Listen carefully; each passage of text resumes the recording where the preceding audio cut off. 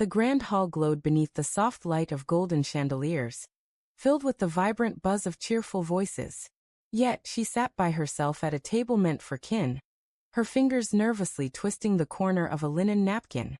Doubts swirled in her mind about her choice to come. The bride, a distant cousin, was little more than a name to her, and the crowd of unfamiliar faces only deepened her sense of displacement. Her eyes wandered across the room, catching groups of friends raising glasses in celebration, lovers sharing tender moments, and not one gaze met her own. She shifted uncomfortably in her chair, feeling like an intruder, wondering if her unease was as apparent as it seemed. Every laugh, every warm grin, every shared story among others pressed harder on her isolation. The idea of slipping away quietly, unnoticed, flickered through her thoughts. An escape before anyone could mark her presence. Then a calm, deep voice broke through her solitude. "Act like you're here with me," a man said softly, leaning slightly closer. Surprised, she lifted her eyes to meet his. He was tall, dressed sharply in a fitted dark suit, his demeanor exuding quiet confidence. Before she could find words to respond, he offered a kind smile and slid into the seat beside her. "This is all right with you, isn't it?" he asked gently, his tone steady and reassuring. She hesitated, then gave a slight shake of her head, words failing her. For the first time that night, the heavy burden of being overlooked began to lift. As the music swelled and the dance floor came alive with motion, curious glances started to turn their way.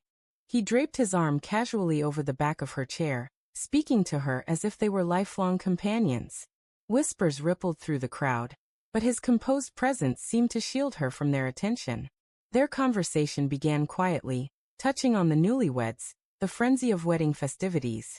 His voice was warm, never intrusive, yet it drew her in, encouraging her to share. She found herself laughing, a genuine, unfamiliar sound that hadn't escaped her in months. The oppressive weight of loneliness that had cloaked her began to dissolve. At one point, his fingers lightly grazed hers. "They're staring," he said with a mischievous smile.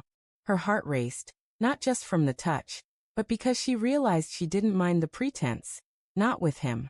It felt less like a performance and more like something authentic. As the night progressed, the bride approached, her expression bright with surprise. "I didn't know you two knew each other," she said warmly. He replied smoothly, "Just reconnecting with an old friend," casting a comforting glance her way. She played along, offering a timid smile, her pulse quickening with the thrill of their shared secret. As the evening wound down, guests began to depart, their laughter fading into the cool night air. She stood uncertain, grappling with what to say now that their act was over. Was it just a kind gesture, a stranger's way of saving her from discomfort? Or did his steady gaze hint at something deeper? He walked her outside, where the gentle glow of streetlights cast soft shadows. "You look like you needed a friend tonight," he said simply, his words honest and unadorned. Her throat tightened, emotions surging, because he was right. "Thank you," she whispered, her voice unsteady. "I don't even know your name." He smiled, extending his hand with a formal air. "Ethan," he introduced himself. She took his hand, her fingers trembling slightly, but his warmth steadied her. She offered her name in return, and in that moment, it felt like the start of something unforeseen. As they walked to her car, the silence between them was comfortable, not lonely. She realized life could change in small, unexpected ways. A stranger's murmur, a shared moment, a hand offered when least expected. That night, she no longer felt invisible. Deep down, she wondered if perhaps she hadn't been pretending at all. As he opened her car door, she paused, looking at him one last time. The night was chilly, but her heart felt lighter than it had in years.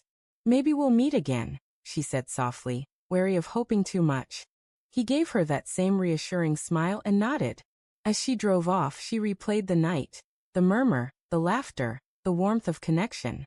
Whether he was meant to remain in her life or not, one truth stood clear.